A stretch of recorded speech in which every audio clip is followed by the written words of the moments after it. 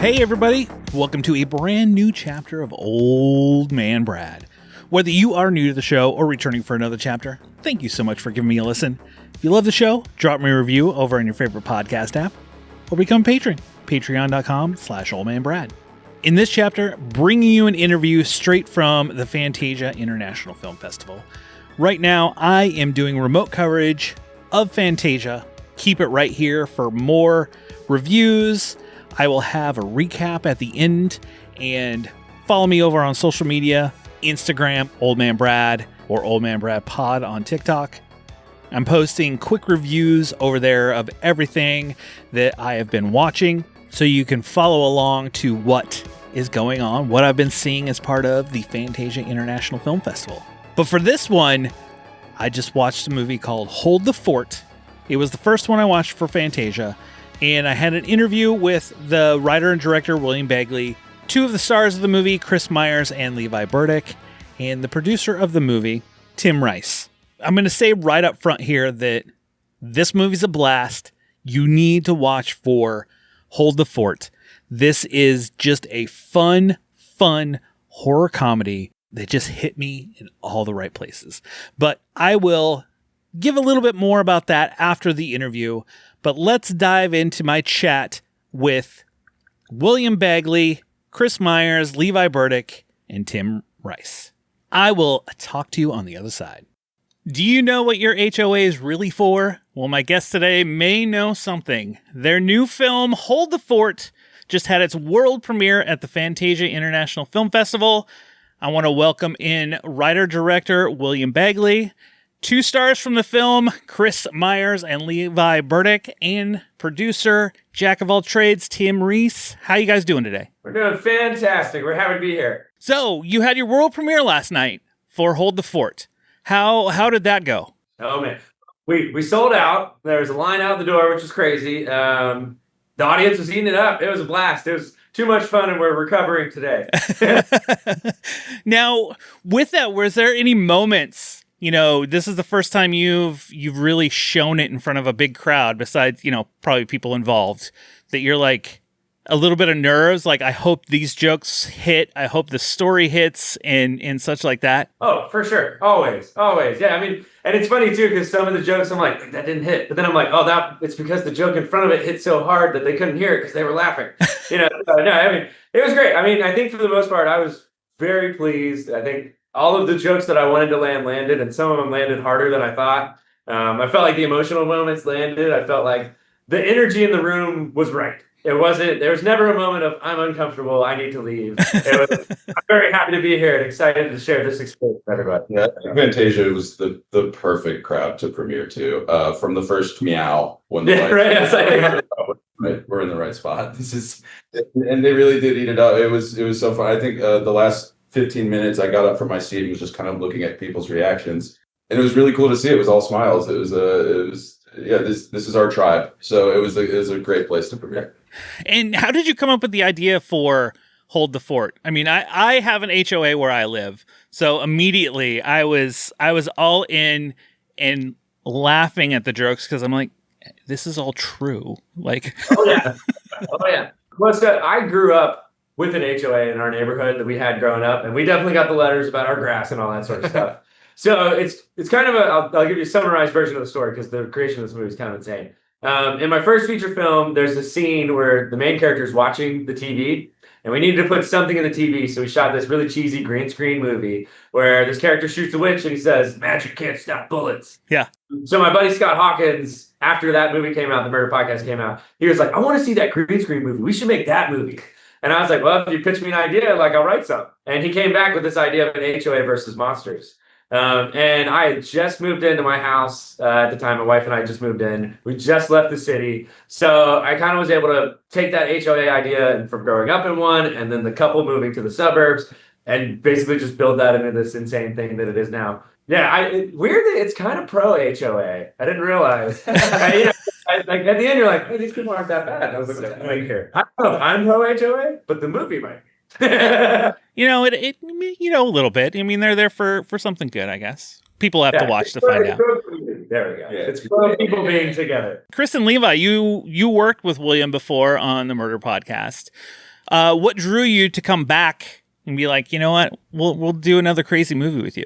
Yeah, well, one thing I loved about working, so that's how William and I met, was kind of through a mutual friend.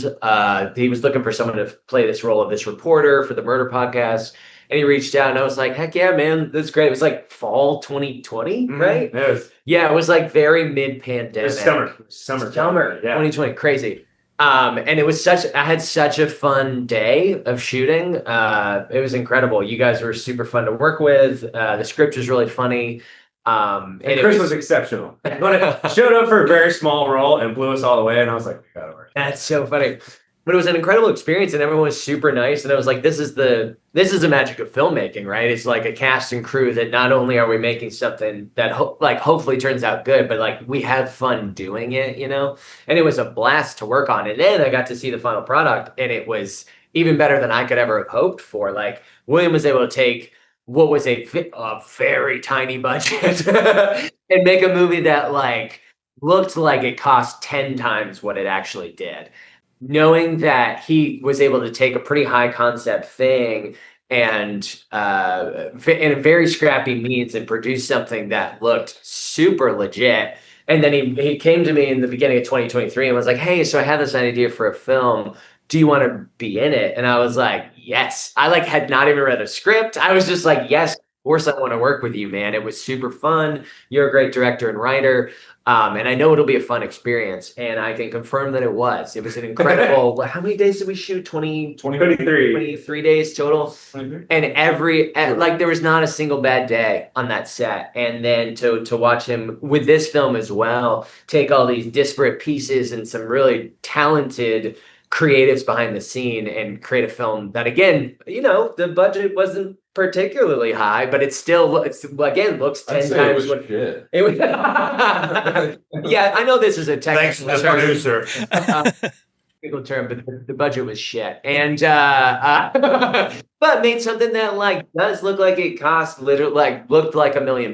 You know what I mean? And yeah, it just, I was sold immediately. I think that's my goal, is to always like be budget agnostic. Like the budget shouldn't get in the way of it feeling like a professional product, but it does require solid hands to be in it. And I thought after watching Murder Podcast, I was like, oh yeah, like to your point, this guy is squeezing so much out of so little that it's like, what if we scaled that up on the production and budget level to a degree?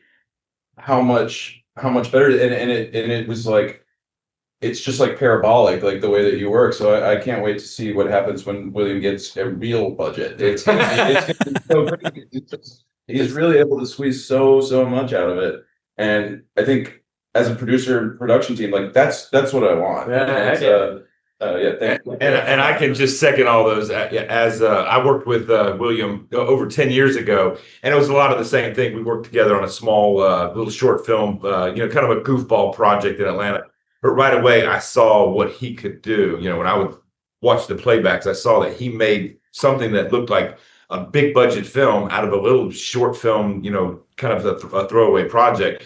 So I was all on board for whatever he was doing. I told him, anything you're doing, I want to work with you. And he gave me that chance. And old man Brad, I felt like old man Levi on this bunch of, you know, he had a bunch of younger kids, but they were all highly motivated, you know, very passionate about what they were doing. And I realized when I got to the set of the Murder Podcast that William had a unique ability to build a team around him that could follow his vision. He brought in Alex Allgood, Crush, some of these people that were just extremely talented at making magic with film. And then watching Chris come in to do a little cameo one-day shoot of a goofball anchor man, I was like, I've got to work with this guy, and really getting the chance to do that and seeing him bringing on Tim and the production team. Really, he just assembles a fantastic team, and he has scaled his ability to work with a crew and a budget bigger and bigger, and done a great job of it. Delegated all kind of authority, you know, spread around tasks. but still had a way of coming around to each individual actor and crew member and make us feel like this set was all about me. This was all about my character, and I was the best person. And I said that was a freaking amazing director talent and skill to bring to the table. Made us all feel like we were an integral part of that team. And I will say, as an independent, horror comedy, it looked great. It was hilarious. And we are running out of time. One last thing. You do have another screening there in Fantasia for the film. And after Fantasia, where does Hold the Fort go from here? Well, so we've got a big old list. I can't announce all of them. They're not announced yet. Okay. But I can tell you, the next one we're going to is for Fantasia. We're here now. We're going to Fright Fest. UK, London, we're playing Saturday at 11 p.m. in the big theater in the Odeon. So it's going to be insane. And London's got a long way to go to live up to Montreal, because we've had a ball right out of the gate here. Then we've got some other really cool ones coming up, but I can't tell you yet. Everybody, I'll have links to follow you guys and watch for the movie. Cannot wait to actually have a copy of this on my shelf. I had a blast with this movie. Wish you guys all the best. Hope the next screening's just as fun. Thanks for having us, bud. Thank you. I'm going to follow you. Thank you. Have a great rest of your time there in Fantasia, and hopefully, we'll talk again in the future. Heck yeah. Appreciate you. Thanks so much. I want to thank all those guys again for chatting with me. I know it was a whirlwind for them. World premiere at the Fantasia International Film Festival. And then the next day, they're doing interviews, and it was like quick in and out, kind of quick interviews. So there's so many more questions I want to ask them. I'm hoping that when the movie finally gets a wide release to the world, that I will be able to chat with them again and bring a little bit more behind the scenes of how this film got made and different things like that. But this movie, like I said before the interview, absolute blast. Let me read the synopsis. After moving to the suburbs, a young couple finds themselves trapped in an epic battle between their new HOA and an onslaught of monsters from hell. I mean, come on. That movie, that just sounds amazing. Written and directed by William Bagley, stars Chris Myers, Levi Burdick, Julian Smith, Haley Larry, and many others. I live with an HOA. A week after moving here, I got a notice from the HOA about yard clippings after I mowed my lawn.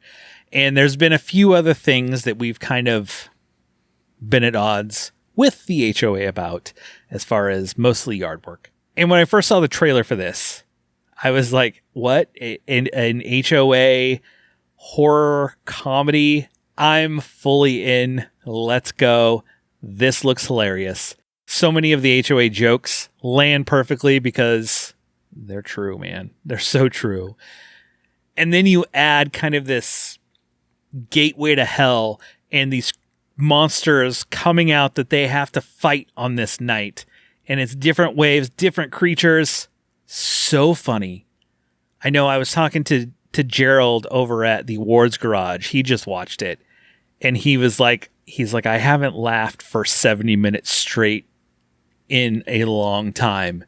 It just hits. It is funny. I found myself laughing so much without giving anything away. I don't want to dig much more into it because I'll end up giving away some of the jokes, the different waves of demons that are coming.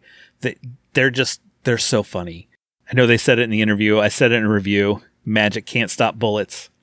When it hits, it hits. But watch for Hold the Fort. Hopefully, like I said, I can get William and some of them on the show again to have a little more of a chat about the movie when it releases. It's having another screening at Fantasia coming up. I wish them all the best with this movie.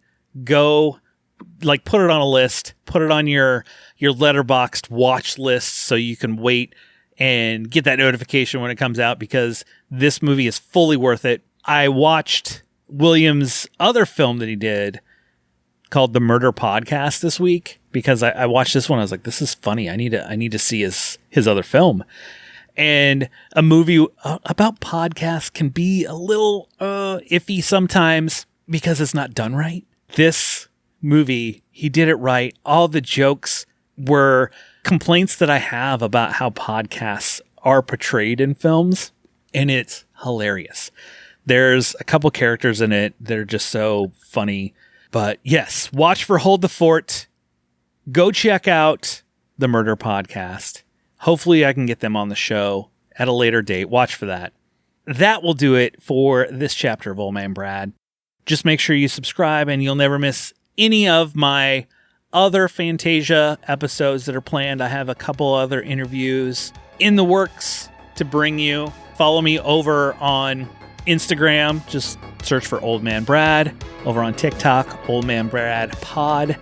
I am posting my Fantasia watches, just quick spoiler-free reviews after I watch it. I'm also doing a 50 years of film countdown from 1975 to 2025. I'm picking only one movie per year that I enjoyed. But go check those out. And I'll be back soon as we are getting ready to wrap up our month of Matei. Just snuggle up in that blanket, turn off the lights, because it's okay to be scared. We'll talk to you later, everybody.